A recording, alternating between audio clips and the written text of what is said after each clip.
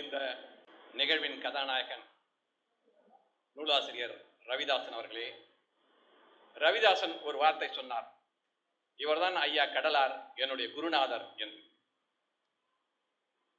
ரவிதாசன் எத்தனை புத்தகங்கள் எழுதியிருக்கிறார் என்ற எண்ணிக்கையை தலைவை ராஜேந்திரன் சொன்னார். இப்படிப்பட்ட ஒரு குருநாதர் கிடைத்த காரணத்தினால்தான் ரவிதாசன் அவர்கள் இத்தனை அதிகமான புத்தகங்களை எழுதக்கூடிய ஆற்றலை பெற்றிருக்கிறார்.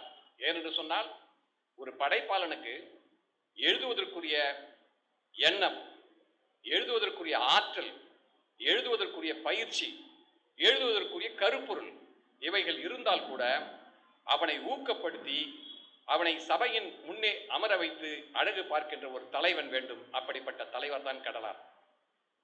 போன மாதம் அவருடைய நெய்தல் நிலவரம் என்கின்ற புத்தகத்தின் வெளியீட்டு விழா நடந்தது. அந்த விழாவுக்கு நானும் சென்றிருந்தேன்.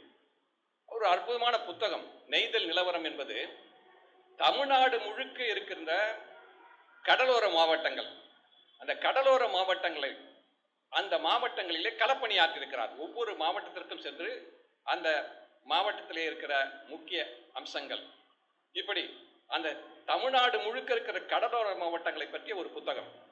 அந்த புத்தகத்தை சுற்றுலாத்துறை தன்னுடைய புத்தகமாக வரித்துக் கொள்ள வேண்டும். அந்த அளவிற்கு அற்புதமான தகவல்கள் அந்த மாவட்டங்களிலே எந்த சுற்றுலா தலங்கள் இருக்கின்றன என்கின்ற விவரங்கள் இருக்கிறது. அது மட்டுமல்ல, அந்த மாவட்டத்தில் இருக்கிற எழுத்தாளர்கள், அந்த மாவட்டத்தில் இருக்கிற பிரபலங்கள், அந்த மாவட்டத்தில் இருக்கிற அரசியல் அறிஞர்கள், அந்த மாவட்டத்தில் இருக்கிற தமிழ் போராளிகள், இப்படியெல்லாம் பல விவரங்களை கொடுத்து அந்த மாவட்டத்தின் இடச்சிறப்பு, வரலாற்று சிறப்பு இவைகள் எல்லாம் குறித்து மிக அழகாக எழுதியிருக்கிறார். அப்படிப்பட்ட ஒரு அற்புதமான தமிழ் நூலை தமிழுக்கு தந்திருக்கின்ற ஒரு பெருந்தகை இந்த விழாவுக்கு வந்திருக்கிறார் என்பது நமக்கெல்லாம் பெருமை அளிக்கக்கூடிய ஒரு விஷயம். இந்த நம்முடைய தலைமை ராஜேந்திரன் அவர்கள் தன்னுடைய உரையை ஆரம்பிக்கும் போதே சொன்னார். தலைமை உரையிலே, நாங்கள் தொடர்ந்து இதை நடத்தி கொண்டிருக்கிறோம். மக்கள் வந்தாலும் சரி, வராவிட்டாலும் சரி என்று நடத்தி கொண்டே இருக்கிறோம். எங்கள் கடமையை நாங்கள் செய்து கொண்டே இருக்கிறோம். நூல்களை பரப்பிக் கொண்டே இருக்கிறோம். வாசக எண்ணிக்கையை விரிவாக்கி கொண்டே இருக்கிறோம். விரிவாக்க வேண்டும் என்று முயற்சித்துக் கொண்டே இருக்கின்றோம் என்று அற்புதமாக சொன்னார். இது ஒரு சின்ன அவைதான், மிக சிலர் தான் கூடியிருக்கிறோம். ஆனாலும் கூட இது ஒரு மிகப்பெரிய பணி. ஏனென்று சொன்னால், இந்த பணியின் காரணமாக இதோ பேசுகிறோம், இது ஒளிப்பதிவு கருவிலே பதிவாகிறது, இதை பார்ப்பார்கள். பல்வேறு காலங்கள் அது நிலைத்து நிற்கும். அது நிலைத்து நிற்கும் காலம் வரை தொடர்ந்து பார்த்து கொண்டே இருப்பார்கள். ஆக இந்த செய்தி போய்கொண்டே இருக்கும், தொடர்ந்து அலை வீசிக்கொண்டே இருக்கும். எப்படி இல்லோடு சிவா ஒரு கவிதையிலே குறிப்பிட்டிருப்பார், குளத்திலே ஒரு சின்ன கல்லை எறியுங்கள், கடலின் பேரலை தெரித்து விழட்டும் என்று ஒரு கவிதை எழுதியிருப்பார். இந்த உயிர்வதை என்ற நூலிலே ஒரு 4 வரியிலே ஒரு அற்புதமான கவிதை அது. அப்படி ஒரு சின்ன கல் எறிகின்ற விஷயம்தான் இந்த கூட்டம். அப்படி கல் எறிகின்ற பணியைத்தான் ஜோசப் கென்னடி அவர்கள் செய்கிறார். இங்கே கூடியிருக்கிற பேச்சாளர் பெருமக்கள் எல்லாம் செய்கிறார்கள் என்பதை சொல்லி, இங்கே இந்த கிராமத்து ராஜா என்கின்ற இந்த நூலுக்குள்ளே நான் நுழைய விரும்புகிறேன். ஒரு அற்புதமான நூல், இளையராஜா பற்றி எழுதியிருக்கிறார். நம்ம ராஜேந்திரன் சொன்னார், இதை அவர் பணத்துக்காகவோ புகழுக்காகவோ பாராட்டுக்காகவோ எழுதவில்லை. ஒரு அர்ப்பணிப்பு தன்மையோடு ஒரு வெற்றி பெற்ற வீரன், அதுவும் அந்த வெற்றியை மிகச் சரியான அளவில் மதிப்பிடாத ஒரு தேசத்திற்கு ஒரு புத்தி சொல்ல வேண்டும் என்ற எண்ணத்தோடு எழுதப்பட்ட நூல் என்று சொல்லியிருக்கிறார். இந்த நூலில் உள்ள சிறப்பு என்னவென்று சொன்னால், இந்த நூல் ஒரு கதை போல எழுதப்பட்டிருக்கிறது. இளையராஜா பற்றி பல விவரங்கள் நமக்கு தெரிந்த விஷயங்கள் தான். ஏனென்று சொன்னால், நாம் நம் அம்மாவின் தாலாட்டை கேட்டதை விட சுசிலாவின் தாலாட்டை கேட்டது தான் அதிகம். நாம் டி.எம். சௌந்தரராஜன் பாடல்களை கேட்டுத்தான் தூங்கி இருக்கிறோம். சுசிலாவின் பாடல்களை கேட்டுத்தான் உறங்கி இருக்கிறோம். அந்த இசை அறிஞர்களின் படைப்புகளில் தான் மகிழ்ந்திருக்கிறோம். நம் வாழ்க்கையில் பெரும்பங்கு இசை படைப்பாளர்களுக்கு உண்டு. அப்படிப்பட்ட இசை படைப்பாளர்களிலே ஒருவரான இளையராஜா, அவர் படைப்பாற்றலுக்கு நிகராக, அவர் உழைப்புக்கு நிகராக அவருக்கு ஊதியம் கிடைத்திருக்கலாம், ஆனால் பாராட்டு கிடைத்திருக்கிறதா என்கின்ற ஒரு கேள்வியை இங்கே எழுப்பலாம். உதாரணத்துக்கு ஒன்று சொல்கிறேன். இளையராஜா அவர்கள் சிம்போனி இசை அமைத்தார் 1990 என்று நினைக்கிறேன், 91 என்று நினைக்கிறேன். அப்பொழுது சிம்போனி இசை அமைத்த போது இளையராஜா சிம்போனி இசை அமைத்தது ஒரு மிகப்பெரிய விஷயம் அல்ல என்று குமுதம் பத்திரிகை எழுதியது. குமுதம் பத்திரிகை. இதற்கு முன்னால் இன்னொரு சம்பவத்தை சொல்லிவிட்டு வருகிறேன். 1978 1978 நான் மாநில கல்லூரியிலே இளங்கலை முதலாண்டு படித்துக் கொண்டிருக்கிறேன். என்னுடைய கல்லூரியின் சார்பாக ஒரு நிகழ்வுக்கு போயிருக்கிறேன். அதாவது தமிழ்நாடு திராவிட மாணவர் முன்னேற்ற கழகத்தின் பேச்சாளர் பயிற்சி பாசறை கும்மிடிப்பூண்டியில் நடக்கிறது. அன்றைக்கு சென்னை மாவட்டம், காஞ்சிபுரம் மாவட்டம், இந்த 2 மாவட்டங்களிலே இருக்கின்ற கல்லூரி மாணவர்கள் அனைவரையும் சேர்த்து அங்கே கும்மிடிப்பூண்டியிலே ஒரு மாந்தோப்பிலே 4 நாட்கள் பயிற்சி பாசறை அளித்தார்கள். 100 மாணவர்கள். காஞ்சிபுரம் மாவட்டம் என்று சொல்லும்போது இன்றைக்கு இருக்கிற திருவள்ளூர் மாவட்டம் அந்த பெரிய மாவட்டமாக இருந்தது. அந்த காலத்திலே காஞ்சிபுரம் மாவட்டம் என்பது இப்பொழுது சிறிதாக இருக்கிறது, அப்பொழுது பெரிதாக இருந்தது. ஆக காஞ்சிபுரம் மாவட்டத்தில் இருக்கிற கல்லூரிகள், சென்னையில் இருக்கிற கல்லூரிகள் அனைத்தும் சேர்ந்துதான் அங்கே நடந்தது. அதை நடத்தியவர் அன்றைக்கு திராவிட மாணவர் முன்னேற்ற கழகத்தின் தலைவராக இருந்த மிசா கணேசன் தான் பொறுப்பு. அதை நடத்தியவர் வைகோ. அப்பொழுது அவருடைய பெயர் கோபால்சாமி, வை கோபால்சாமி. அங்கே வந்து பாடம் எடுத்தவர்கள் எல் கணேசன், சே கந்தப்பன், இப்படி பல பேச்சாளர்கள். நம்முடைய காமராசரை எதிர்த்து நின்று வெற்றி பெற்ற பே சீனிவாசன், அது மட்டுமல்லாமல் பல்வேறு தலைவர்கள், ரகுமான் கான் வந்திருந்தார், அன்றைக்கு கா சுப்பு வந்திருந்தார். அந்த 3 நாட்களும் கா சுப்பு வந்து வகுப்பெடுத்தார், துரைமுருகன் வந்து வகுப்பெடுத்தார். கடைசி நாளிலே பேராசிரியர், 3வது நாளிலே பேராசிரியர் வந்தார், 4வது நாளிலே கலைஞர் வந்தார். கலைஞர் வந்த பிறகு அந்த 3 நாட்கள் நடந்த போட்டியிலே தேர்வு பெற்றவர்களை கலைஞர் முன்னால் பேசவிட்டார்கள். இதுதான் நிகழ்ச்சி நிரல். அந்த முதல் நாள் எல் கணேசன் அவர்கள் ரெவல்யூஷன் அண்ட் ஆன்டி ரெவல்யூஷன், புரட்சியும் எதிர்ப்புரட்சியும் என்ற தலைப்பிலே பேசினார். அது ஒரு அற்புதமான உரை. அந்த உரையிலே கம்யூனிச தத்துவங்களின், தர்க்கங்களின் விவரங்களை எல்லாம் அவர் சொல்லிக் கொண்டிருந்த போது அதை நாங்கள் செவிப்படுத்தோம். அன்றைக்கு இரவு மாணவர்கள் எல்லாம் தூங்கிவிட்டார்கள். 3 பேர் மட்டும் தூங்கவில்லை. ஒருவர் வைகோ, அவர் படித்துக் கொண்டிருக்கிறார். அவர் பக்கத்தில் மிசா கணேசன் அமர்ந்து கொண்டிரு, அவருக்கு பாதுகாவலாக அமர்ந்து கொண்டு, ஒரு மாமரத்தின் அடியிலே டியூப்லைட் எரிந்து கொண்டிருக்கிறது. தள்ளி ஒரு 10 அடி தள்ளி நான் அமர்ந்து எழுதி கொண்டே இருக்கிறேன். ஒரு 40 பக்க நோட்டு. அந்த நோட்டில் நான் எழுதி கொண்டே இருக்கிறேன். வைகோ படித்துக் கொண்டே இருக்கிறார், என்னை பார்க்கிறார். அப்புறம் கொஞ்ச நேரம் கழிச்சு என்னை அழைத்து என்ன எழுதிட்டே இருக்க அப்படின்னா, நான் உடனே சொன்னேன், இன்னைக்கு காலையில் எல்ஜி பேசினாருங்களே, அந்த பேச்சை எழுதுறேன் அப்படின்னா. அப்படியா அப்படின்னு சொல்லிட்டு பேச்சை வாங்கி பார்த்தார், அந்த எழுதுந்த வாங்கி பார்த்தார். உனக்கு ஷார்ட் ஹேண்ட் தெரியுமானார். இல்லை தெரியாதுங்கண்ணே. அப்படியே எழுதிருக்கே. இல்லை நினைவில் இருந்தது, அதான் எழுதினேன் அப்படின்னும் போது, அப்போ அதில் நான் ஆங்கிலத்திலே எல்ஜி சொன்ன விஷயங்களை கொஞ்சம் தவறாக எழுதியிருக்கிறேன். அதை திருத்தி கொடுத்தார். திருத்தி கொடுக்கும்போதே அப்பொழுது நான் வைகோ எதிரே இருக்கிற மேசையில் இருக்கிற அந்த நாற்காலியில் இருக்கிற புத்தகங்களை பார்க்கிறேன். அப்துல் ரஹ்மானுடைய புத்தகம், மீராவினுடைய புத்தகம், நா காமராசனுடைய புத்தகம், கவிதை புத்தகங்கள்லாம் இருக்கின்றன. அப்பொழுது பேசி அதன் பிறகு அவர்களுக்குள்ளே உரையாடல் நடக்கிறது. மிசா கணேசன் ஒரு விஷயம் சொல்றார். அண்ணே, இந்த வாரம் குமுதம் படிச்சிங்களா அப்படின்றார் வைகோ கிட்ட. வைகோக என்ன விஷயம்ன்றார். என்னென்ன, ஒரு தகர டப்பா மியூசிக் டைரக்டர் தமிழ்நாட்டுக்கு வந்திருக்காருன்னு குமுதத்தில் எழுதியிருக்கான், பார்த்தீங்களாண்ணே அப்படின்றார். ஏன்னா அப்போதான் பொண்ணு ஊருக்கு புதுசுன்னு ஒரு படம் வந்திருக்குன்னு நினைக்கிறேன். அதில் தான் நினைக்கிறேன் ஓரம் போன்ற பாட்டு. அந்த பாட்டை குறிப்பிட்டு குமுதம் பத்திரிகை மிக கேவலமான விமர்சனத்தை எழுதியது. அந்த விமர்சனத்தை மிகவும் சந்தோஷத்தோடு மிசா கணேசன் சொல்கிறார். இப்படி ஒரு இளையராஜான்னு ஒரு மியூசிக் டைரக்டர் வந்திருக்காரு, இளையராஜான்ற பேரை கூட குமுதம் எழுதவில்லை. இப்படி ஒரு தகர டப்பாவை இசைக்கிற ஒரு இசையமைப்பாளர் வந்திருக்கிறார். இந்த நேரத்திலே நாம் வரலாற்றை பின்னோக்கி பார்க்க வேண்டும். பராசக்தி வெளியிருந்த போது தினமணி விமர்சனம் எழுதியது, ஒரு தகர குவளையிலே கூழாங்கற்களை போட்டு குலுக்கியது போல் இருக்கிறது வசனம் என்று எழுதியது. பராசக்தி தமிழ் திரைப்பட உலகத்திலே மிகப்பெரிய புரட்சியை எழுப்பியது. அந்த வசனங்கள் மிகப்பெரிய எழுச்சியை ஏற்படுத்தியது. ஆனால் தினமணி தகர குவளையிலே கூழாங்கற்களை போட்டு குலுக்கியது போல் இருக்கிறது என்று தன்னுடைய விமர்சனத்தை எழுதிவிட்டு பரபிரம்மம் என்று அது இவர் ராஜேந்திரன் குறிப்பிட்டார் அல்லவா, 3% விழுக்காடு மட்டுமே இருக்கின்ற சமூகத்தின் தொடர்ந்து அன்றாட வழக்கு சொல்லுது அந்த பரபிரம்மம் என்று. பரபிரம்மம் என்கின்ற சொல்லை வசை சொல் போல, கேலி சொல் போல அவர்கள் போட்டிருந்த போது உடனே கலைஞர் இன்னொரு பரபிரம்மம் என்ற தலைப்பிலே ஒரு நாடகம் எழுதி அந்த நாடகத்தையும் வெற்றி பெற்றார். இது வரலாறு. இப்பொழுது இதே போலவே குமுதம் எழுதுகிறது. குமுதத்திலே இளையராஜா பற்றி தகர டப்பா மியூசிக் டைரக்டர் என்று எழுதியதை மிசா கணேசன் சொல்லும்போது உடனே வைகோ கணேசன், இப்படியெல்லாம் நீங்கள் பேசக்கூடாது, குறிப்பாக நம்ம பேசக்கூடாது. நாமெல்லாம் பெரியாரை தலைவராக ஏற்றுக்கொண்டவர்கள், பெரியார் இயக்கத்தில் வந்திருக்கிறவர்கள், ஒரு தமிழன், கீழ்த்தட்டிலே இருக்கின்ற ஒரு தமிழன் திரைப்பட உலகத்திலே நுழைந்து வெற்றி பெற்று அவன் உலா வருகிறான் என்று சொன்னால் அவனை உற்சாகப்படுத்தி கைலாக கொடுத்து தூக்கி விட வேண்டிய வேலைதான் நமக்கு. அதை விமர்சித்து பார்ப்பன பத்திரிகைகள் எழுதுகிறது என்று சொன்னால் அதை பாராட்டவோ அல்ல அதை படித்து புலகாகிதம் அடைப்பதோ நம்முடைய வேலை அல்ல என்று வைகோ தெரிவிக்கிறார். இதை நான் கண் எதிரே பார்த்துக் கொண்டிருக்கிறேன், காதலிகை கேட்டுக்கொண்டிருக்கிறேன். First hand information. இதுதான் இன்றைக்கு இருக்க அரசியல் உலகம், இலக்கிய உலகம். இன்னொரு விஷயத்தையும் சொல்லி காட்ட விரும்புகிறேன். இங்கே நம்ம பகத்சிங்கோட படம் இருக்கு. பகத்சிங் பற்றி தமிழ்நாட்டில் யாருக்காவது தெரியுமா?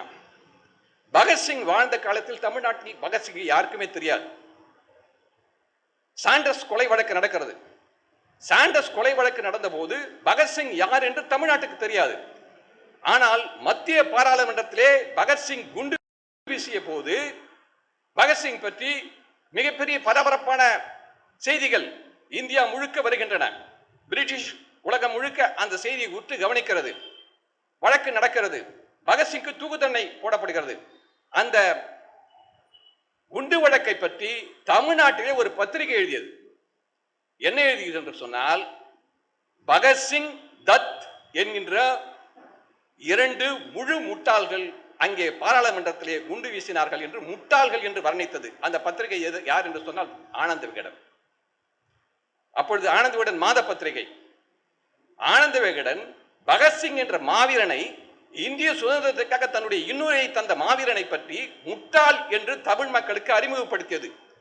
பகத்சிங்கை பற்றி மிகச் சிறப்பாக, மிக மரியாதையாக, மிக கண்ணியமாக தமிழ்நாட்டுக்கு அறிமுகப்படுத்தியவர் தந்தை பெரியார். பகத்சிங் தூக்கிலிடப்பட்ட போது தந்தை பெரியார் குடியரசு இதழிலே எழுதினார், இந்த பகத்சிங் பகுத்தறிவாளன், கடவுள் மறுப்பாளன், சமதர்ம கொள்கையாளன், வீர இளைஞன் என்று தந்தை பெரியார் எழுதினார். அதன் பிறகு பகத்சிங் எழுதிய Why I am an Atheist அந்த புத்தகத்தை நான் ஏன் நாத்திகன் என்ற தலைப்பிலே தலைவர் தோழர் ஜீவா மொழிபெயர்த்தார். அந்த புத்தகத்தை வெளியிட்டது குடியரசு பதிப்பகம், தந்தை பெரியாரின் அண்ணன் ஈவே கிருஷ்ணசாமி. அதற்காக ஈவே கிருஷ்ணசாமி சிறை சென்றார். இப்படிப்பட்ட வரலாறு உண்டு. யாரெல்லாம் வீரர்களோ, யாரெல்லாம் திறமை படைத்தவர்களோ, யாரெல்லாம் புகழுக்கு உச்சிகளை செல்கிறார்களோ, யாரெல்லாம் தங்கள் தியாகத்தின் மூலமும் தங்கள் படைப்பின் மூலமும் உயரம் போகிறார்களோ, அவர்களை எல்லாம் இழிவாக அடக்கி வைத்து அவர்களை இருட்டடிப்பு செய்வதுதான் இன்றைக்கு உலகத்தின், குறிப்பாக இந்தியாவின், குறிப்பாக தமிழகத்தின் செய்தி பத்திரிகைகளின் வேலையாக இருக்கிறது. அந்த செய்தி பத்திரிகைகளின் அந்த இருட்டடிப்பு வேலையை ஒழிக்க வேண்டும் என்றால் ஒரு சின்ன ஒளிப்பாய்ச்சலை நிகழ்த்த வேண்டும். அந்த ஒளிப்பாய்ச்சலை நிகழ்த்துகின்ற ஒரு அமைப்பாகத்தான் இங்கே இந்த கலை இலக்கிய பேரவை திகழ்ந்து கொண்டிருக்கிறது. அப்படி அந்த ஒளிப்பாய்ச்சலை நிகழ்த்துவதற்காகத்தான் இங்கே இந்த கிராமத்து ராசா என்ற புத்தகத்தின் மீது ஒரு ஒளி பட வேண்டும் என்பதற்காக ராஜேந்திரன் ஒரு முன்முயற்சி எடுத்து நடத்தி கொண்டிருக்கிறார். நம்முடைய ரவிதாசன் எழுதியிருக்கிற இந்த புத்தகத்திலே நான் அதை பற்றி சொல்லும்பொழுது, இந்த புத்தகத்தை வாசிக்கின்ற நண்பர்கள் ஒரு முக்கியமான விஷயத்தை வாசிக்கணும். பெரும்பாலும் இந்த புக்கை படிக்கிறவங்க தொடர்ந்து முதல் பக்கத்துல இருந்து கடைசி பக்கம் படிச்சிடுவாங்க.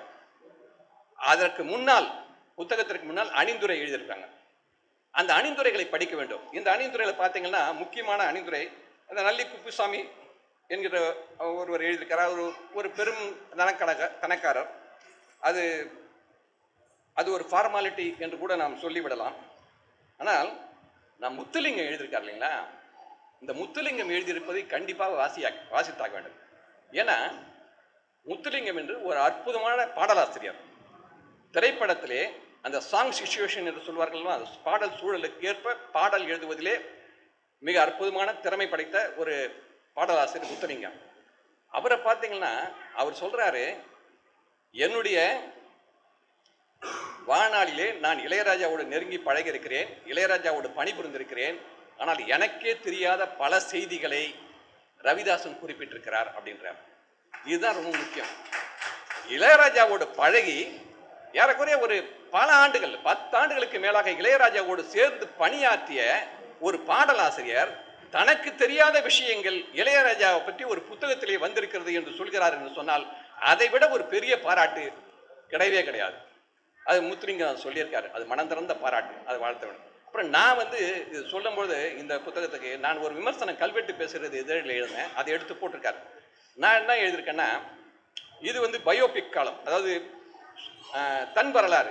ஆசு அவர்களுக்கு தெரியும், அவர் அற்புதமான கதாசிரியர். அவர் வந்திருக்கிறாரு. உதயகண்ணன் போன்ற எங்களை போன்ற எழுத்தாளர்களின் படைப்புகளை எல்லாம் வெளியிட்டு எங்களை வெளிச்சப்படுத்துகின்ற பதிப்பாளர் உதயகண்ணன் இங்கே வந்திருக்கிறாரு. மிக மகிழ்ச்சியாக இருக்கிறது. அந்த பயோ பிக்சர் என்று சொல்வார்கள். இப்போ அண்மையிலே கூட நடிகர் திலகம் சாவித்திரியை பற்றி ஒரு படம் வந்தது, நம்ம எல்லாம் பார்த்தோம். பயோபிக் காலம் இது. சினிமாவில் வந்து உலகம் முழுக்க ஹாலிவுட்டில் கூட வந்துட்டு இருக்கு. அந்த பயோபிக் இளையராஜாவின் பிறந்த தினத்திலிருந்து அவருடைய அன்னக்கிளி வரை அவருடைய வாழ்க்கை வரலாற்றை எழுத வேண்டும் என்று சொன்னால் தயாரிப்பாளர்களுக்கு தேவையே இல்லை, வேறு வேலையே தேவையில்லை. இந்த புத்தகத்தை எடுத்து படித்தால் போதும், ஒரு அழகான திரைக்கதை அமைத்து விடலாம் என்று நான் சொல்லியிருக்கேன். அந்த மாதிரி ஒரு ஸ்கிரீன் பிளே மாதிரி எழுதியிருக்காரு. ரொம்ப எளிமையாக ரொம்ப அழகாக எழுதியிருக்காரு. நல்ல விஷயங்கள்லாம் வந்திருக்கு. உதாரணம் பார்த்தீங்கன்னா, இந்த ஓப்பனிங் அந்த பண்ணைபுரத்தை காட்டுறாரு. பண்ணைபுரத்தை காட்டும் போது பண்ணைபுரத்தில் பாவலர் வரதராசன் இருக்காரு. பாவலர் வரதராசனுடைய தம்பிகள் பாஸ்கர்னு ஒரு தம்பி, அதற்கு பிறகு இளையராஜா, ராசையா அவர் பேர், அடுத்துக்கு கங்கை அமரன், 2 சகோதரிகள் இருக்காங்க, 3 மகன்கள், அவங்க அப்பாவுக்கு அம்மாவுக்கு 3 மகன்கள் 2 பெண்கள். அந்த இந்த 4 பற்றி தான் இது கதை. பாவலர் பற்றியும் பாவலர் வரதராஜன் குறித்தும் இளையராஜா, பாஸ்கர், இளையராஜா, கங்கை அமரன், இந்த 4 பற்றி தான் கதை. பார்க்கும்போது இந்த அமைப்பு, இந்த தமிழ்நாடு முற்போக்கு கலைஞர்கள் சங்கம் இருக்கு இல்லைங்களா, இது கம்யூனிஸ்ட் கட்சியை சார்ந்தது. இந்த அமைப்பு வந்து இந்த புத்தகத்துக்கு விழா எடுக்குதுன்றது வந்து மிகப்பெரிய விஷயம். ஏன்னா கம்யூனிஸ்ட் கட்சிகளை அட்டாக் பண்ணியிருக்காரு இந்த புக்கில். தங்கள் கட்சியை பற்றி விமர்சனம் செய்கின்ற, அது மோசமாக விமர்சனம் செய்கின்ற ஒரு புத்தகத்தை நீங்க படிங்கடா அப்படின்னு கொடுக்குது. நீங்க படிங்க, படிச்சு பார்த்து இந்த புத்தகத்தை பத்தி பேசுங்க அப்படின்னு சொல்லிட்டு இந்த புத்தகத்தை பரப்புவதற்காக ஏன்னா இந்த அளவிற்கு திறந்த மனதுடன் இயங்குகின்ற ஒரு இயக்கம் உலகத்துல வேற எங்கேயுமே கிடையாது. தங்களை பற்றி விமர்சிக்கின்ற ஒரு இந்த புத்தகத்துல பாத்தீங்கன்னா 102வது பக்கம், அந்த 102வது பக்கத்துல அவர் எழுதுறாரு என்னன்னா, பாவலர் வரதராசன் மீது, பாவலர் வரதராசன் அந்த டிஸ்ட்ரிக்ட் கலெக்டருக்கு பாம் த்ரெட் கொடுத்துட்டார், வெடிகுண்டு மிரட்டல் அப்படின்னு சொல்லி ஒரு பொய் புகார், வெடிகுண்டு மிரட்டல் கொடுத்திருந்தோம். அவரை கைது பண்ணி உள்ள வச்சிடறாங்க, ரிமாண்ட் பண்ணிடுறாங்க.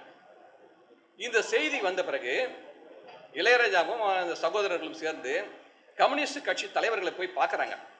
ஐயா, நீங்க வந்து எங்க அண்ணனை வந்து அரெஸ்ட் பண்ணிட்டாங்க, உங்க கட்சிக்காக எவ்வளவு பாடுபட்டிருக்காரு, நீங்க எங்க அண்ணனை விடுதலை செய்வதற்கு ஆவணம் செய்ய வேண்டும், அவரை வந்து ஜெயிலிருந்து கொண்டு வரணும், ரிமாண்ட்லேருந்து கொண்டு வரணும்னு போறாங்க. யார் யாரை பார்த்தாங்கன்னு ஒரு பட்டியல் கொடுத்துருக்காரு.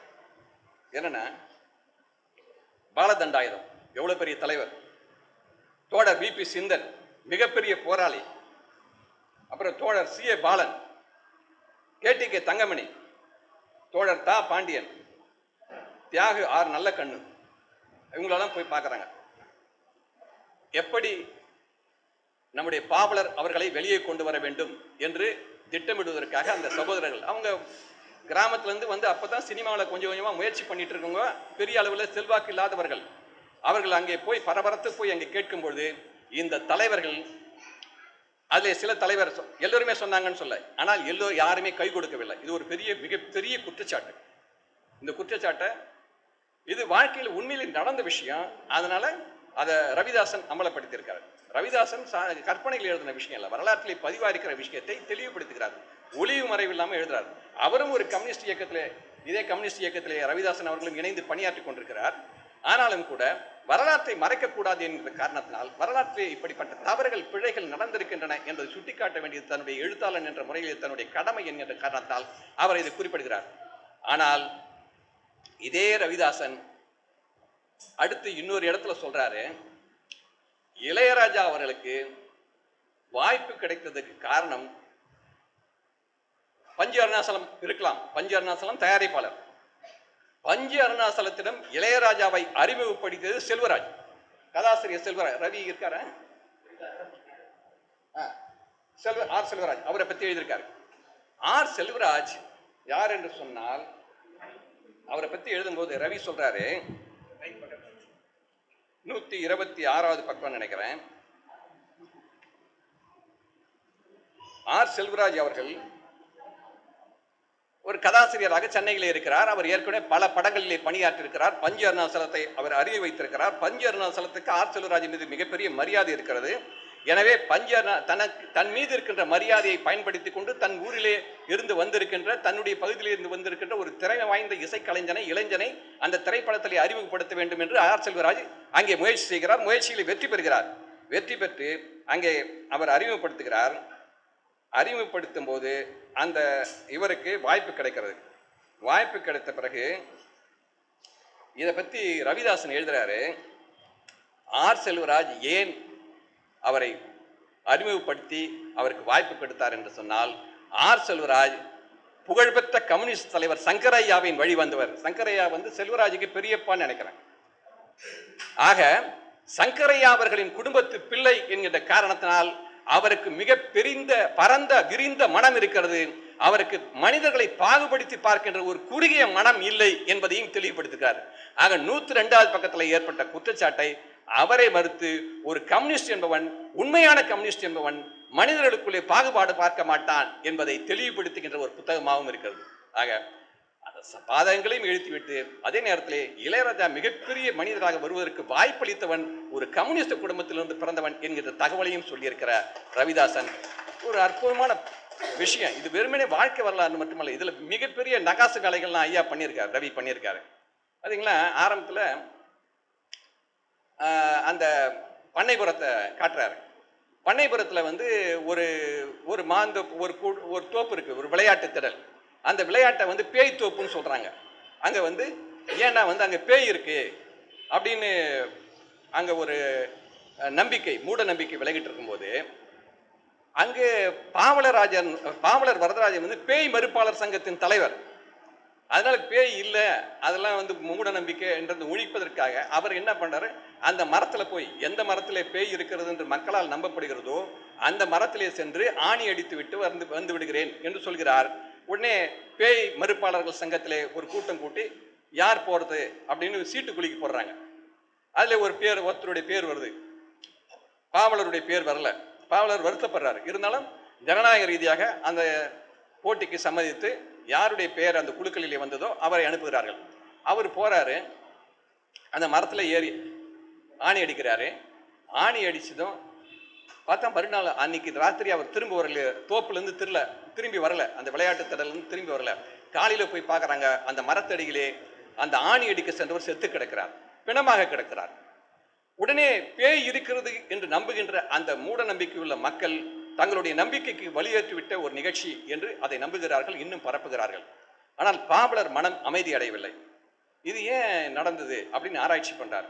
ஆராய்ச்சி பண்ணும்போது தான் அவர் விஷயத்தை கண்டுபிடிக்கிறாரு. அந்த ஆணி அடிக்க சென்ற தோடர் ஆணியை அடிக்கும் போது தன்னுடைய சட்டை அங்கே மாட்டிக்கொண்டிருக்கிறது, அதை கவனிக்காமல் அடித்திருக்கிறார். அடித்து விட்டு திரும்பும் போது அந்த ஆணியிலே சிக்கிக் கொண்ட சட்டை இழுபட்ட போது தன்னை யாரோ பின்னால் இருந்து இழுக்கிறார்கள் என்கின்ற ஒரு பிரமை அவருக்கு தோன்ற அந்த மன பிராந்தி அவரை இதயம் வெடித்து அங்கேயே செத்திருக்கிறார். அந்த அச்சம்தான் பேய். அந்த அச்சத்தின் காரணமாக அவர் செத்திருக்கிறார் என்பதை பாவலர் கண்டுபிடிக்கிறார். கண்டுபிடித்து சில நாட்கள் சென்ற பிறகு மீண்டும் பகிரங்கமாக அறிவித்து அவர் சென்று ஆணி அடித்து பேய் இல்லை என்பதை நிரூபிக்கிறார். இப்படியான ஒரு பகுத்தறிவு பிரச்சாரத்தை கம்யூனிஸ்ட் இயக்கத்தை சேர்ந்த பாவலர் வரதராசன் செய்கிறார். இதுல இன்னொரு முக்கியமான விஷயம் என்னன்னா, இதுவரையிலும் தமிழ் சமூகம் முழுக்க என்ன நம்பிக்கொண்டிருந்தது என்று சொன்னால், பண்ணைபுரத்தை சேர்ந்த இளையராஜா வறுமைக்கு கீழே வாழ்ந்தவர், அவர் வறுமை கோட்டுக்கு கீழே வாழ்ந்த ஒரு அடித்தட்டு சமூகத்திலிருந்து வந்த ஒரு ஏழை, அப்படிதான் நம்பிக்கொண்டிருந்தது. இந்த புத்தகத்தை படித்த பிறகுதான் தொடர்ந்து சினிமா பார்க்கிற, பத்திரிகை படிக்கின்ற, பல புத்தகங்களை வாசிக்கின்ற என்னை போன்றவர்களுக்கே ஒரு உண்மை புலப்பட்டது. இளையராஜா ஒரு மிகப்பெரிய பணக்கார குடும்பத்தை சார்ந்தவர் என்கின்ற உண்மையை இவர் இந்த புத்தகத்தில் விவரித்திருக்கிறார். ஏன்னா 25 ஏக்கர் நிலம் வந்திருக்கு, அதுவும் ஏலக்காய் எஸ்டேட். நமக்கெல்லாம் தெரியும், ஏலக்காய்ங்கிறது சாதாரண விஷயம் இல்லை, அது மணி பிளான்ட், பணப்பயிர். ஏலக்காயை அது விற்று அதில் பணம் மிக அதிகமாக சம்பாதிக்கக்கூடிய விவசாயிகள் தான் அதிகம். ஏலக்காய் விற்கிறவங்களாம் விவசாயிகளே மிகப்பெரிய பணக்கார விவசாயிகள்னு பார்த்தீங்கன்னா ஏலக்காய் வியாபாரிகள் தான், ஏலக்காய் விவசாயம் செய்கிறவங்க தான். அப்படிப்பட்ட ஏலக்காய் விளைகின்ற பூமிகளை 25 ஏக்கர் வைத்திருக்கிற, காரை வீடு சொந்தமாக வைத்திருக்கிற, அதாவது மச்சு வீடு, மாடி வீடு சொந்தமாக வைத்திருக்கிற ஒரு மிகப்பெரிய பணக்கார குடும்பத்தை சேர்ந்தவர் தான் பாவலர் வரதராஜன், இளையராஜா, கங்கை அமரன், அந்த குடும்பத்தை சேர்ந்தவங்க. ஆனால் பாவலர் வரதராஜன் கம்யூனிஸ்ட் கட்சி மீது மிக தீவிரமான பற்று கொண்ட காரணத்தினால் அவர் தொடர்ந்து பிரச்சார நாடகங்கள் போடுகிறார், இசை கச்சேரிகள் நடத்துகிறார், அந்த பிரச்சார நாடகங்களுக்காக செலவழிக்கிறார். அந்த செலவழிக்க பணம் தேவைப்படும் போது நிலத்திலே ஒரு ஏக்கராவை விற்கிறார், விற்று அந்த பணத்திலே நாடகம் நடத்துகிறார், கட்சி பிரசாரம். இப்படி தொடர்ந்து 23 ஏக்கரை விற்று விடுகிறார். இப்படியெல்லாம் நடந்திருக்கிறது என்பதை மிக விரிவாக, மிக அழகாக, தெளிவாக எழுதுகிறார். இது ஒரு முக்கியமான விஷயம், இதுவரை யாருக்கும் தெரியாத ஒரு விஷயம். இன்னொரு முக்கியமான விஷயம் இந்த புத்தகத்தில் இருக்கிற ஹைலைட் என்னன்னா, நம்முடைய EMS நம்பூதிரிபாடு அவர்கள் கேரளத்தின் முதலமைச்சராக இருக்கிறார். அங்கே அறுதி பெரும்பான்மை அவருக்கு கிடைக்கவில்லை. இடைத்தேர்தல் ஒன்று நடக்கிறது. இடைத்தேர்தல் 3 தொகுதியில் இடைத்தேர்தல் நடக்கிறது. அந்த இடைத்தேர்தல் நடக்கும்போது 3 தொகுதியிலே யார் வெற்றி பெறுகிறார்களோ, கம்யூனிஸ்ட் கட்சி வெற்றி பெற்றால் EMS முதல்வராக தொடர்வார். ஒருவேளை கம்யூனிஸ்ட் கட்சி தோற்றுவிட்டால் பெரும்பான்மை இழந்து எதிர்கட்சி ஆட்சிக்கு வந்துவிடும். இப்படிப்பட்ட ஒரு சூழல். அந்த சூழலிலே இதே தமிழ்நாட்டில் இப்போது நடந்தா என்ன நடக்கும் யோசித்து பாருங்க. ஒரு ஓட்டுக்கு 10,000 ரூபாய் கொடுத்துருப்பாங்க எல்லா கட்சியும். ஆனால் அன்றைக்கு இருந்த கம்யூனிஸ்ட் கட்சி, இன்றைக்கும் அப்படித்தான் கம்யூனிஸ்ட் கட்சி இருக்குது, எவ்வளவு ஒரு திறந்த மனதோடு EMS சொல்றாரு, நான் பிரச்சாரத்திற்கு போக மாட்டேன், என்னுடைய அமைச்சரவையில் இருக்கின்ற ஒரு அமைச்சர் கூட பிரச்சாரத்திற்கு போக மாட்டார், மக்கள் யாரை ஆதரிக்கிறார்களோ அவர் முதல்வராக வரட்டும், அந்த கட்சி ஆட்சி அமைக்கட்டும் என்று EMS அமைதியாக அடைந்து விடுகிறார். இப்பொழுது அந்த உள்ளூர் கம்யூனிஸ்ட் கட்சிக்கு ஒரு மிகப்பெரிய நெருக்கடி ஏற்படுகிறது. EMS அவர்கள் வராமல், அந்த அமைச்சரவையில் இருக்கிற அமைச்சர்களும் பெருந்தலைவர்களும் வராமல், உள்ளூர் பிரச்சாரர்களை மட்டுமே வைத்து கட்சியின் பிரச்சாரத்தை நடத்தி கட்சியை ஜெயிக்க வைக்க வேண்டும் என்று உள்ளூர் கட்சிக்கு, உள்ளூர் வட்டக்கழகத்திற்கு, உள்ளூரில் இருக்கிற அந்த கம்யூனிஸ்ட் தோழர்களுக்கு ஒரு மிகப்பெரிய நெருக்கடி ஏற்படுகிறது. அவர்கள் பாவலர் வரதராஜனை அழைக்கிறார்கள். வரதராஜன் எல்லா இடத்திலும் சென்று பாடல்கள் பாடுகிறார். கம்யூனிஸ்ட் இயக்கத்தின் மீதான பாடல்களை காங்கிரஸ் கட்சியின், அப்பொழுது காங்கிரஸ் கட்சி தான் ஆளுங்கட்சியாக இருக்கிறது இந்தியா முழுக்க, அந்த காங்கிரஸ் கட்சியின் விலைவாசி ஏற்றம், காங்கிரஸ் கட்சியின் அடாவடித்தனம், அவர்களினுடைய ஆளும் திறனற்ற போக்கு, இவைகளையெல்லாம் விமர்சித்து பாட்டு கட்டி மக்களுக்கு, அந்த தேயிலை தோட்டங்களிலே பணிபுரிகின்ற மக்களுக்கு புரியும் வகையிலே அந்த பிரச்சாரத்தை நடத்தும் பொழுது மிக வேகமாக கம்யூனிஸ்ட் கட்சிக்கு ஆதரவு பெறுகிறது. எப்படியாவது கம்யூனிஸ்ட் கட்சி ஜெயித்து விடுமே என்று நினைத்து காங்கிரஸ்காரர்கள் பாவலர் வரதராஜனை கடத்துகிறார்கள். கடத்தி சென்று மிரட்டி பணிய வைக்க முயற்சிக்கிறார்கள். கையெழுத்து போட சொல்லி கேட்கிறார்கள். வெற்றுத்தாளிலே கையெழுத்து போடுகிறார்கள். பாவலர் வரதராஜன் ஏன்னு சொன்னால் அவர் கடத்தப்பட்டு தனி அறையிலே அடைக்கப்பட்டிருக்கிறார். இங்கே இருந்து நாம் கையெழுத்து போடாவிட்டால் நாம் வெளியே போக முடியாது, நம்முடைய உயிருக்கு ஏதாவது ஆபத்து வந்துவிடும் என்று சமயோசிதமாக, அச்சத்தின் காரணமாக அல்ல, சமயோசிதமாக அங்கே கையெழுத்து போட்டுவிட்டு மறுபடியும் வெளியிலே வந்து கம்யூனிஸ்ட் கட்சிக்கு பிரச்சாரத்தை செய்தார் பாவலர் வரதராஜன். இவர்கள் பாவலர் கட்சி மாறிவிட்டார் என்று பிரச்சாரம் செய்ய, அந்த பிரச்சாரத்தை எதிர் பிரச்சாரம் செய்து முறியடித்து பாவலர் மீண்டும் பிரச்சாரம் செய்து கம்யூனிஸ்ட் கட்சி வெற்றி பெற்றது. கம்யூனிஸ்ட் கட்சி மிக பெருவாரியான வாக்குகள் வித்தியாசத்தில் வெற்றி பெற்ற பிறகு அங்கே அந்த நன்றி அறிவிப்பு கூட்டத்திற்கு முதல்வர் EMS நம்பூதிரிபாடு வருகிறார். மாநிலத்தின் முதலமைச்சர் அல்லவா, மாநிலத்தின் முதலமைச்சர் மட்டுமல்ல, ஒரு மிகப்பெரிய தத்துவ சிந்தனையாளன் EMS. அவருடைய வாழ்க்கை வரலாறை படித்தவர்களுக்கு தெரியும். அவர் வரும்போது அவருக்கு ஆளுயர மாலை அணிவிப்பதற்காக கம்யூனிஸ்ட் தோழர்கள் மிகப்பெரிய மாலையை கொண்டு வருகிறார்கள். அந்த மாலையை கொண்டு வந்து அவருக்கு போடும்பொழுது அவர் தன்னுடைய கழுத்தை ஈட்டாமல் அந்த தடுத்து விடுகிறார். தடுத்து விட்டு அவர் கேட்கிறார், இங்கே வரதராஜன் என்றவர் யாரு அப்படின்னும் போது உடனே மேடையில் இருக்கிற தோழர்கள் ஒலிபெருக்கியிலே கூப்பிட்டு வரதராஜனை மேடைக்கு கூப்பிட்டு EMS தன்னுடைய கையாலேயே அந்த மாலையை வாங்கி, இந்த வெற்றிக்கு 100 விழுக்காடு பாவலர் வரதராஜன் அவர்களின் உழைப்பு தான் காரணம் என்று ஒரு முதலமைச்சர் அங்கே அறிவிக்கிறார். நேரத்தில் இன்னொரு விஷயத்தை சொல்லணும். இந்த புத்தகத்தை படித்துவிட்டு சில தோழர்கள் விமர்சித்திருக்கிறார்கள். என்ன விமர்சனம்னா, அந்த விமர்சனம் அறிவுக்கு பொருந்தாத ஒரு விமர்சனம். 25 ஏக்கராக்கு சொந்தக்காரராக இருந்தால் இளையராஜா, அவர் ஏன் கம்யூனிஸ்ட் கட்சிக்கு வர வேண்டும்? இது எப்படி ஒரு அறிவுக்கு உகந்த? அதாவது பணக்காரர்கள் மட்டும்தான், ஏழைகள் மட்டும்தான், பஞ்ச பராதிகள் மட்டும்தான் கம்யூனிஸ்ட் கட்சிக்கு வருவார்கள் என்று அந்த தோழர் நினைத்துக் கொண்டிருக்கிறாரா? EMS நம்பூதிரிபாடு அவர்களுக்கு 1000 ஏக்கர் நிலம் இருந்தது. EMS வரலாற்றை அறிந்தவர்களுக்கு தெரியும், அவர் வரலாற்றை படித்தவர்களுக்கு தெரியும். கேரளத்தில் மிகப்பெரிய நிலச்சி வாழ்ந்தாரின் குடும்பத்தில் பிறந்தவர் நம்பூதிரிபாட். ஆனால் அந்த சொத்தை எல்லாம் உதறி எறிந்துவிட்டு கம்யூனிஸ்ட் இயக்கத்துக்கு வந்தவர். இன்னொன்றும் எடுத்துக்காட்ட விரும்புகிறேன். காரல் மார்க்ஸ் கம்யூனிஸ்ட் இயக்கத்தின் பிதாமகன். அந்த காரல் மார்க்ஸ் அவர் பொருளாதாரத்திலே பலகீனமானவராக இருந்திருக்கலாம். ஆனால் அவரை தாங்கி பிடித்து அவரை ஆதரித்து அவரோடு இணைந்து பணியாற்றி கம்யூனிஸ்ட் அறிக்கையை தயாரித்த மிக பெரும் அறிஞரான ஏங்கல்ஸ் லண்டனிலே மிகப்பெரிய பணக்காரன். அவர் ஒரு மிகப்பெரிய மில், லாங்கஷியர் மில்லுக்கு சொந்தக்காரர். அப்படிப்பட்ட பணக்காரர்கள் எல்லாம் தங்கள் பணத்தையும் தங்கள் சொத்தையும் தங்களுடைய பாரம்பரிய பெருமையையும் இழந்துவிட்டு தான் இங்கே வந்தார்கள், கம்யூனிஸ்ட் இயக்கத்திற்கு வந்தார்கள் என்ற வரலாற்றை அறியாமல் ஒரு தோழர் கேட்கிறார், 25 ஏக்கர் இருந்தா ஏன் பாவலர் வரதராஜன் ஏன் கம்யூனிஸ்ட் கட்சிக்கு வந்திருப்பாரு அப்படின்னு கேட்கிறார். இது ஒரு அறிவீனமான கேள்வி என்பதை இந்த அவையிலே நான் பதிவு செய்ய கடமைப்பட்டிருக்கிறேன். இப்போ நம்ம இந்த புத்தகத்துக்குள் நுழைவோம். இப்படி பார்த்தோம்னா இஎம்எஸ் நம்பூதிரிபாடு விஷயத்தை இவர் சொல்றாரு. அந்த கதை வந்து பேய் கதையோட மட்டும் அந்த பண்ணைபுரம் முடியல. அந்த பண்ணைபுரத்தை பற்றி சொல்லும்போது எங்கள் சினிமாவில் வந்து எப்பவுமே காட்சி வரும், ஒரு கேரக்டர் உள்ளே வரும்போது கதையில் ஒரு ட்விஸ்ட் வரும்.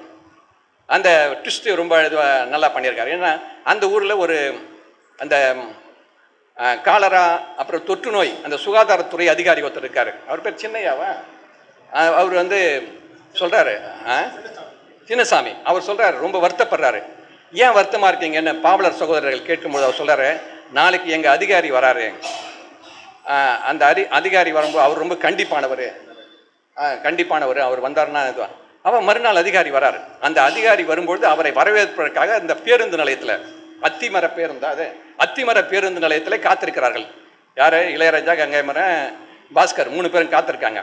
காத்திருந்து அந்த வருகின்ற அதிகாரியை வரவேற்கிறார்கள். அந்த வரவேற்கிற அவர் யாருன்னு சொன்னாங்களா, அவர் தான். அவர் வராரு. வந்தவர்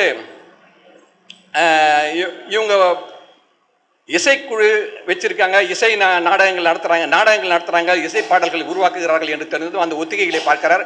அவருக்கு நாடகங்கள் இயக்குவதற்கான ஆற்றல், நடிக்க வேண்டும் என்கிற ஆர்வம் எல்லாம் இருக்கிறது. அவர் பாவலர் எழுதிய நாடகத்தை இயக்குகிறார். பாரதிராஜா, அவருடைய இயற்பெயர் என்ன? பாரதிராஜாவுடைய சின்னசாமி. அவர் சின்னசாமி வந்து நாடகங்களை இயக்குகிறார், அந்த சுகாதாரத்துறை அதிகாரி. கொஞ்ச நாள் கழிச்சு அவர் என்ன பண்ணுறாரு, சென்னைக்கு போகணும் அப்படின்னு போயிடுறாரு. சென்னைக்கு போயிட்ட பிறகு அவர் சொல்கிறாரு, சென்னையில் எனக்கு ஒரு நண்பர் இருக்கார், அவர் திரைத்துறையில் இருக்கிற பல இயக்குனர்கள், பல இசையமைப்பாளர்கள், பல நடிகர்கள் அவர்கள் அறிமுகமாக இருக்கிறார்கள். சென்னைக்கு சென்றால் எப்படியாவது நாம் பிழைத்துக் கொள்ளலாம் என்று சொல்லி சின்னசாமி போயிடுறாரு. நான் போய் அங்கே கால் ஊன்றி அங்கே ஜெயித்த பிறகு உங்களை அழைத்துக் கொள்கிறேன் என்று சொல்லி சின்னசாமி போகிறார். அவர் எப்பொழுது கடிதம் போடுவார், நாம் எப்போது போகலாம் என்று இவர்கள் காத்து கொண்டிருக்கிறார்கள். சின்னசாமியிடமிருந்து கடிதம் வருகிறது. சின்னசாமி வந்து என்ன புனை பெயர் வச்சிருக்காருன்னா, விஸ்வபாரதின்னு ஒரு புனை பெயர் வச்சிருக்காரு. இது ரொம்ப இந்த புத்தகத்திலே ரொம்ப சுவாரஸ்யமான கட்டம் என்னன்னா, அந்த விஸ்வபாரதி சென்னையில், அதாவது சென்னை அப்போ வந்து மெட்ராஸ், இது இல்லை சென்னை ஆயிடுச்சு. சென்னையில் வந்து விஸ்வபாரதி ஒரு பெட்ரோல் பங்க்ல பெட்ரோல் போடுற பணியாளராக வேலை செய்கிறார் விஸ்வபாரதி. ஏன்னு சொன்னால் அப்போல்லாம் சினிமாக்காரங்க அப்போ முழுக்க, இப்போ தான் பலவிதமான கார்கள், அப்போ அவங்க அம்பாசிடர் கார் தான், அந்த கார்கள் நடிகர்களின் கார்கள் வரும். அந்த காரில் பெட்ரோல் போடும்போது நடிகர்கள் உட்கார்ந்துருப்பாங்க, அவங்ககிட்ட இப்படி பேசி பழகலாம், இயக்குநர்கள்கிட்ட பேசி பழகலான்ற ஒரு எண்ணத்தில் வச்சுருக்காரு. சின்னசாமி ஒரு கடிதம் போடுறாரு. நேற்று நான் இருந்த இடம் தேடி சிவாஜி கணேசன் வந்தார், என்ன விஸ்வபாரதி நலமான்னு கேட்டார். ஏன்னா இவர் நம்ம விஸ்வபாரதி வந்து மிக அணுக்கமாக எல்லோரிடமும் பழகக்கூடிய ஒரு தன்மை வாய்ந்தவர், அதை ஃப்ரெண்ட்லியாக பழகக்கூடியவர். அவர் வரவங்ககிட்டலாம் வணக்கம் சொல்லி அவங்ககிட்ட குசலம் விசாரித்து பழகக்கூடிய தன்மை வாய்ந்தவர். உடனே வர்றவங்க விஐபிலாம் அவர்கிட்ட, இப்போ ஹோட்டலுக்கு போனவங்கன்னா மிகப்பெரிய ஆளாக இருப்பார். அவன் அதானியாக கூட இருக்கட்டும், அம்பானியாக கூட இருக்கட்டும், அவன் 5 ஸ்டார் ஹோட்டலில் போகும்போது அங்கே இருக்கிற சர்வர்கிட்ட வந்து அவன் பணிந்து தான், அவன் ஒரு மரியாதை தான் இருக்கணும், இல்லைன்னா அவன் எச்சு துப்பிட்டு உள்ளே வச்சுடுவான் இப்படிலாம். அதனால் கீழ்நிலை பணியாளர்கள் மீது அவங்க சில இடங்களில் வந்து இதுவாக இருப்பாங்க, ஒரு அணுக்கமாக பழகுவாங்க. இது உலக இயற்கை. அப்படி வருகின்ற மிகப்பெரிய கலைஞர்கள் வந்து அங்கே பெட்ரோல் பங்க்கில் பெட்ரோல் போடுற தன்னிடம் பழகுகின்ற அந்த பெட்ரோல் பங்க் பணியாளர்கிட்ட வந்து ரொம்ப பழகுறாங்க. பழகும்போது இவர் வந்து ஒரு கடிதம் எழுதுறாரு. அப்பயே அவருக்கு ஒரு கடிதத்துல ஒரு 4 வரி கடிதத்துல எவ்வளவு அழகா ஒரு திரைக்கதைக்குரிய மேட்டரை எழுதுற ஒரு ஆர்டில் இருக்கு பாருங்க. அந்த விஸ்வபாரதிக்கு நமக்கு இங்க சஸ்பென்ஸ் வேணாம், புக்ல ஒரு சஸ்பென்ஸ் வச்சிருக்காரு. அது யாருன்னா பாரதி ராஜா.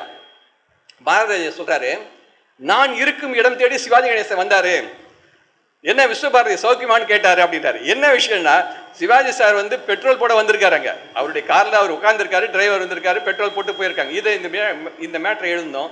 உடனே பண்ணைபுரம் கிராமம் அல்லவா, அறியாத சிறுவர்கள் அல்லவா, அந்த பண்ணைபுரம் எந்த அளவிற்கு ஒரு ரிமோட் வில்லேஜ் என்பதை இந்த இதுல விஷயம் தெரிஞ்சுக்கலாம். நம்ம இந்த பாரதி, நம்ம பாஸ்கர், கங்கை அமரன், இவர் 3 பேருமே, இளையராஜா 3 பேருமே என்ன, சிவாஜி சாரே வந்து நம்ம பாரதி வந்து சந்திச்சாங்களே, அவர் இடக்கிற இடம் தேடி வந்தாங்களேன்னு சொல்லிட்டு உடனே என்ன பண்றாங்க, நம்ம சென்னைக்கு போயிடலாம், நம்ம அனுமதி கேட்டு நம்ம பாரதி ராஜாக்கு கடிதம் எழுதுனா அவன் மறுத்துருவான், நம்மளை வர விட மாட்டான், நம்மளே போய் சஸ்பென்ஸா போய் திருவிழா போய் நிற்கலாம் அப்படின்னு சொல்லிட்டு உடனே இவங்க சென்னைக்கு புறப்பட்டு போயிடுறாங்க. புறப்பட்டு போய் அங்கே நின்ற பிறகுதான் தெரிகிறது, அங்கே பாரதி ராஜா அவர்களே ஒரு ஒன்று கொடுத்து இருக்காரு. என்னன்னா, ஒரு ரூம்ல, அந்த ரூம்ல வந்து 3 பேர் மட்டும்தான் இருக்க முடியும்.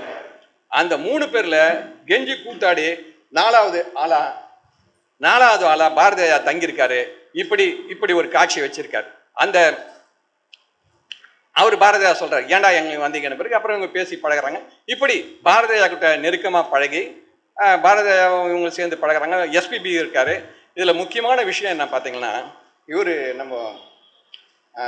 இவர் ஒரு அணிந்துரை எழுதியிருக்காரு. அது ஒரு மிக அற்புதமான திறனாய் உரை.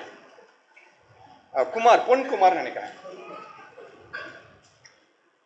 பொன்குமார் வந்து ஒரு பத்திரிகையில வந்து விமர்சனம் எழுதியிருக்காரு. இந்த புத்தகத்துல எவ்வளவு பெரும் உள்ளங்கள் இருக்கு பாருங்க. இந்த இளையராஜாவின் வெற்றிக்கு பின்னால் மிக பெரும் பறந்து விரிந்த மனம் கொண்ட மிக பெரிய மனிதர்கள் இருந்திருக்கிறார்கள். என்ன சொன்னா, இளையராஜா அங்கே சென்னைக்கு வருவதற்கு காரணமாக பாரதி ராஜா இருந்திருக்கிறார். அது எவ்வளவு பெரிய விஷயம். அப்புறம் இளையராஜா சென்னையிலே சென்ற பிறகு இளையராஜாவை நம்முடைய தயாரிப்பாளர் பஞ்சு அருணாசலம் அவர்களிடம் அறிமுகப்படுத்துகின்ற செல்வராஜ் இருக்கிறார். ஒரு மிகப்பெரிய மனம் படைத்த செல்வராஜ் இருக்கிறார், சங்கரையா குடும்பத்திலிருந்து வந்தவர். அதற்கு பிறகு இளையராஜா தொடர்ந்து அங்கே இயங்குவதற்கும், அங்கே தொடர்ந்து அவருடைய இசை கச்சேரிகளிலே அங்கே பயணிப்பதற்கும் துணையாக எஸ்பி பாலசுப்ரமணியன் இருக்காரு. இது இவ்வளவு ஒரு பெரும் மனம் படைத்த எஸ்பிபி இருக்காரு. அடுத்து இவர் இளையராஜா முதல்ல நாடகத்திலே வாய்ப்பு கொடுத்தவராக சங்கிலி முருகன் வந்திருக்காரு, நாடக நடிகர் சங்கிலி முருகன் வந்திருக்காரு.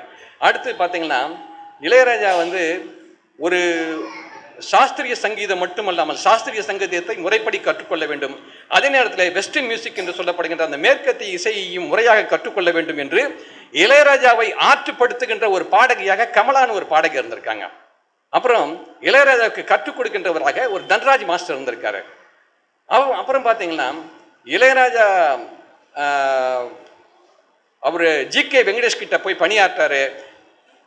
பணியாற்றும் பொழுது பல பாடல்களை ஜி.கே. வெங்கடேஷ் இசையமைத்திருந்த போதிலும் பல பாடல்கள் இசையமைச்ச இளையராஜாவின் ஆக்கத்தில் உருவான பாடல்கள்.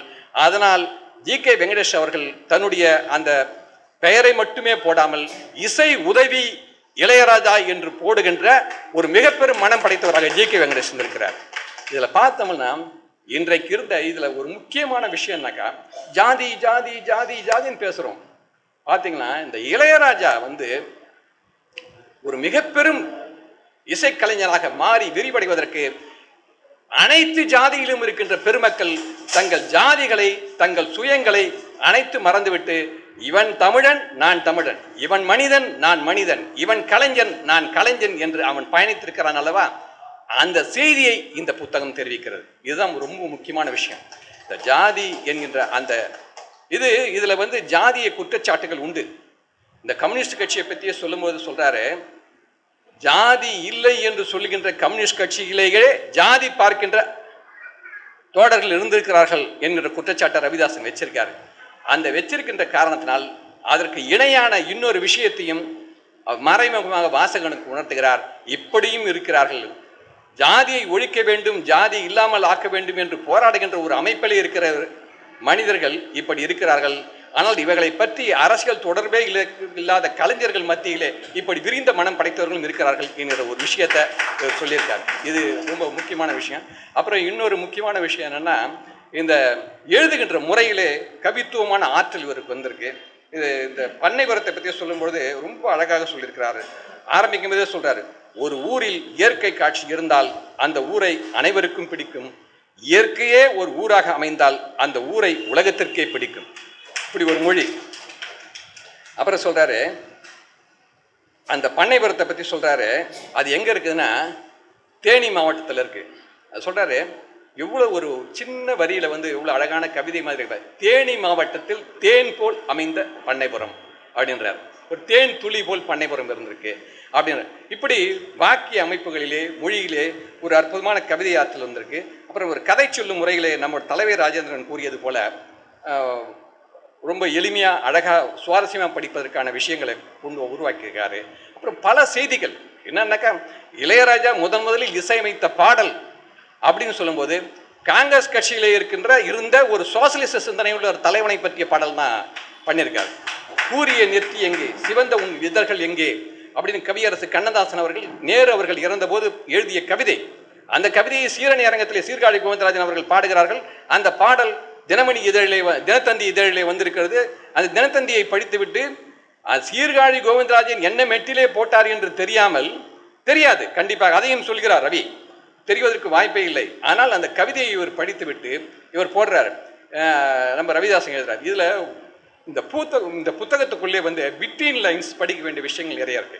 என்னன்னா, இளையராஜா உயர்வதற்கு காரணமாக இருந்தவர்கள் ஜாதி என்பதை பொருட்படுத்தாத பரந்த விரிந்து கொண்ட மனம் கொண்டவர்கள். இது ஒரு முக்கியமான ஒரு செய்தி. அடுத்து முக்கியமான விஷயம் என்னன்னா, அம்மா என்பவள்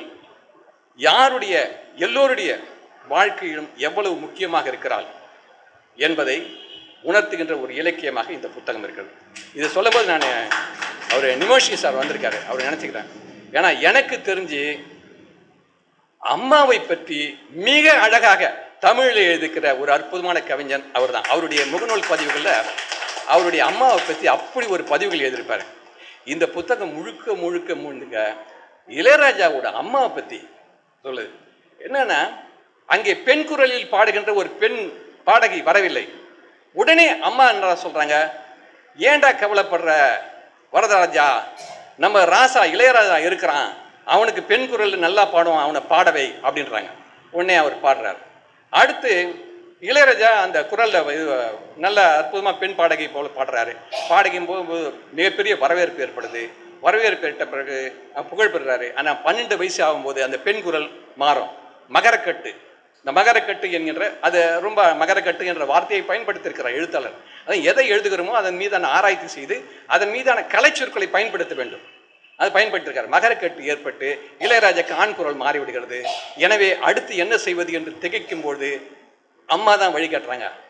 கவலைப்படாத, அமர் இருக்கான்ல அவன் பாடுவான் அப்படின்னு சொல்லி அமரனை மேடை ஏற்றுறாங்க. அடுத்து வாசிக்கிற ஒருத்தர் வரல என்னும்போது, ஹார்மோனியம் வாசிக்கிற ஒரு இசையமைப்பாளர் வரல என்னதான், ஏண்டா நம்ம இளையராஜா நல்லா வாசிப்பான்டா, அப்போ பேர் ராசையா தான், இளையராஜா கிடையாது. இளையராஜான்னு மாத்தது வந்து நம்ம பஞ்சுசான். ராசையா நல்லா ஹார்மோனியம் வாசிப்பான், அவனை பயன்படுத்திக்கணும் அம்மா சொல்றாங்க. அம்மா வழிகாட்டுறாங்க. பாருங்க, ஒவ்வொரு முறையும் அம்மா வழிகாட்டுற ஒரு இந்த புத்தகமாக அந்த செய்திகள் இப்படி அழகா சொல்லிட்டே போறாரு. அம்மா வழிகாட்டும் போது உடனே அவர் வந்து இளையராஜாவோட அம்மாவை கூப்பிட்டு ராசையாவோட அம்மா சொன்ன பிறகு இளையராஜாவை வாசிக்க வைக்கிறார், ஹார்மோனியம் வாசிக்கிறார். அடுத்து நம்ம பாஸ்கர் நல்லா தபேடா வாசிப்பான், அவனை வச்சுக்கோ. அமரன் நல்லா கிட்டார் வாசிப்பான். ஆக அமரன் வந்து மேடைகளில் கிட்டார் வாசிப்பதற்கு, பாஸ்கர் தபேலா வாசிப்பதற்கு, இளையராஜா ஹார்மோனியம் வாசிப்பதற்கு, கங்கைமரன் பாடல்கள் எழுதுவதற்கு, இது இவர்களுக்கு வழிகாட்டுகின்ற, அவர்களை நெறிப்படுத்துகின்ற ஒரு பெருந்தெய்வமாக, தாய் தெய்வமாக இளையராஜாவின் அன்னை இருக்கிறார் என்கின்ற ஒரு செய்தியை இந்த புத்தகம் வெளியிடப்படுகிறது. நம்ம தாய் வழி சமூகம், அந்த தாய் வழி சமூகத்தை நிலைநிறுத்துகின்ற ஒரு புத்தகமாக இந்த புத்தகம் ரொம்ப அற்புதமாக அமைஞ்சிருக்கு. இன்னொரு முக்கியமான செய்தி என்னன்னா, இளையராஜா வந்து நேருவுக்காக கவியரசு கண்ணதாசன் எழுதிய பாடலை வந்து மெட்டமைத்து பாடும்பொழுது அதை கேட்டுவிட்டு அம்மா சொல்கிறார். அந்த அம்மா சொல்றாங்க, ராசா இது புதுசா இருக்குதடா, இவ்வளவு நாள் சினிமா பாடல்கள் மீது தான் இளையராஜா பாடுவாரு, புதிய வரிகளை அமரன் எழுத பாடுவார். அதை கேட்டு ரசித்த அம்மா, புதிய வரிகள் மட்டுமல்ல புதிய இசை உருவாகி இருக்கிறது என்று பார்க்கும்போது, புதுசாகுதடா, இந்த மெட்டு புதுசாகுது, இனிமேல் இதை மாதிரி போடுறா அப்படின்னு அம்மா சொல்கிறாங்க.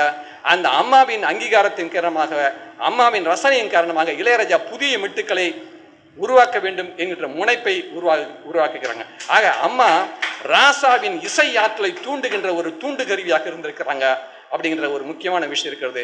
ஆக இந்த புத்தகத்திலே அம்மாவின் நெறிகாட்டுதல், நண்பர்களின் வழிகாட்டுதல், துணைவர்களின் மற்ற நண்பர்கள் சக தோழர்களின் பயணங்கள் நெறிகள் இப்படியெல்லாம் மிக அழகாக சொல்லியிருக்கிறாரு. இந்த புத்தகத்தில் தொடர்ந்து இதில் ஒரு மிகப்பெரிய சாதனை என்னென்னா, முதல் பதிப்பு போட்டு ஒரு வருஷம் இருக்குமா, ஒரு வருஷத்துலேயே அந்த முதல் பதிப்பு விற்று தீர்ந்து விட்டது. இது ரெண்டாவது பதிப்பு வந்துச்சு. இது ஒரு மிகப்பெரிய சாதனை. நான் புத்தகம் எழுதியிருக்கேன், ஒரு 15 புத்தகம் எழுதியிருக்கேன், 13 புத்தகம் எழுதியிருக்கேன். இன்னும் முதல்ல எழுதின புத்தகம் கூட இன்னும் விற்காம தான் இருக்கு. நம்ம நண்பர்கள் தோழர்கள் எல்லாம் முழுக்க விற்கல. ஏன்னா இப்போ நம்ம தோழர்கள் எழுதின பெரும்பாலான மிகப்பெரிய எழுத்தாளன் ஜெயமோகன் தான் இன்னைக்கு தமிழில் மிக அதிகமாக எழுதுறவர். அதிகமாக விற்பனை ஆகிற புத்தகம் ஜெயமோகன் எல்லாருக்குமே தெரியும். அவர் மீது கருத்து வேறுபாடுகள் உண்டு, அது வேறு விஷயம். ஆனால் அதிகமாக விற்பனை ஆகக்கூடிய புத்தகங்கள் எழுதுறவர் ஜெயமோகன் சொல்லியிருக்காரு, என்னுடைய விஷ்ணுபுரம் இந்த வருஷம் 3 பிரதி தான் வித்துது அப்படின்னு ஒரு பதிவு போட்டிருக்காரு.